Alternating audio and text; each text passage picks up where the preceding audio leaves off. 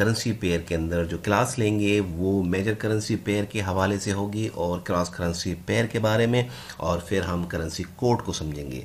Major currency pair की अगर हम बात करें तो मेजर करेंसी पेयर वो करेंसी पेयर होता है जिसके अंदर यूएसए डॉलर इन्वॉल्व होता है, यानी कि कोई सा भी पेयर हो यूएसए होना चाहिए, तो उस पेयर को हम मेजर करेंसी पेयर कहते हैं। देखें आपके सामने यूरो यूएसडी और USD switch Frank, USD JPY और ऑस्ट्रेलियन यूएसडी। अब आप देखें कि इस सब के अंदर अमेरिकन डॉलर की इन्वॉल्वमेंट है, तो हम इसको जो है वो मेजर करेंसी पेयर कहते हैं। ठीक है, और इसको मैं आपको यहाँ पर भी दिखा सकता हूँ। यहाँ पे देखो पेयर बने में, ये भी मेजर करेंसी पेयर है और ये भी मेजर करेंसी पेयर है, और this is also major currency pair, और ये भी मेजर करेंसी पेयर है, क्योंकि इस सब के अंदर जो है वो अमेरिकन डॉलर जो है इन्वॉल्व है। अगर अमेरिकन डॉलर ना हो तो उस पेयर को हम क्या कहेंगे, तो उस पेयर को हम क्रॉस करेंसी कहेंगे, क्रॉस करेंसी पेयर कहेंगे, यानी कि वो करेंसी पेयर जिसके अंदर डॉलर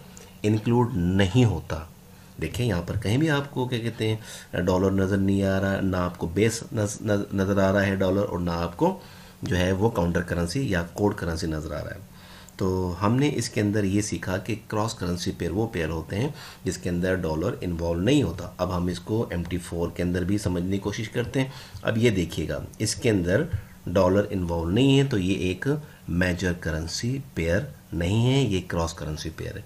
अब आपके जहन में सवाल होगा, या आप सोच रहे होंगे कि हम किस करेंसी पेयर में काम करें, हम क्रॉस करेंसी पेयर में काम करें या हम मेजर करेंसी पेयर में काम करें। ठीक है, तो मैं आपको बता दूं कि मेजर करेंसी पेयर में अगर आप काम करेंगे तो उसके अंदर मूवमेंट बहुत ज़्यादा होगी और वोलेटिलिटी बहुत ज़्यादा होगी, और आप उसके अंदर अच्छे पिप निकाल सकते हैं बनिस्बत जो है क्रॉस करेंसी के।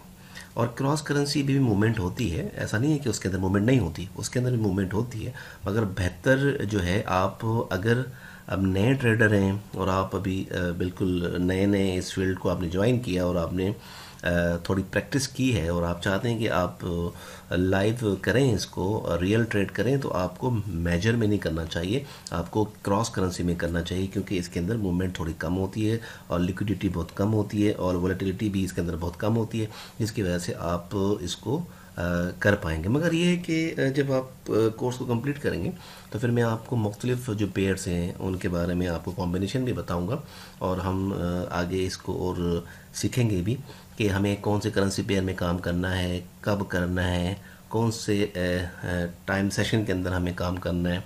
ठीक है ना, जो क्या कहते हैं टाइम सेक्शंस हैं, 4 तरह के टाइम सेक्शंस हैं, उसके अंदर क्या कहते हैं हमें काम करना होगा। तो वो तमाम चीज़ें मैं आपको इंशाल्लाह ताला अपनी लास्ट क्लास के अंदर, अगली क्लास के अंदर मैं आपको बताऊंगा। उसके बाद फिर हमारा इस कोर्स के अंदर एक टॉपिक और रहता है जिसे हम करेंसी कोड कहते हैं। देखें, जब हम कोई करेंसी पेयर सेल करते हैं, फॉर एग्जांपल इस करेंसी पेयर को मैंने सेल किया, ठीक है, फॉर एग्जांपल डबल क्लिक किया और ये विंडो ओपन हो गई और मैं इस पेयर को सेल कर रहा हूँ। एक्चुअली मैं इस पेयर को सेल कर रहा हूँ और मैं बेस करेंसी को सेल कर रहा हूँ। बेस करेंसी मेरी कौन सी है इसके अंदर बेस करेंसी मेरी पाउंड है। ठीक है ना, जिस करेंसी को मैं यानी कि सेल कर रहा हूँ वो मेरी बेस करेंसी है, और उसको हम करेंसी कोड भी कहते हैं। देखें यहाँ पर लिखा हुआ है करेंसी कोड, ठीक है, ये आपका करेंसी कोड।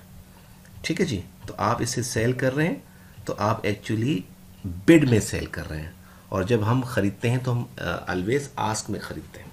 ठीक है जी, तो इस क्लास के अंदर हमने थोड़ी सी क्या कहते हैं करेंसी पेयर के हवाले से सीखा, और इंशाअल्लाह ताला अगली क्लास के अंदर हम मज़ीद पिप को डिस्कस करेंगे, और इंशाअल्लाह ताला ऐसे कंप्लीट करने के बाद फिर हम अगले टॉपिक्स की तरफ चलेंगे। अपना ख्याल रखिएगा, अल्लाह हाफिज़।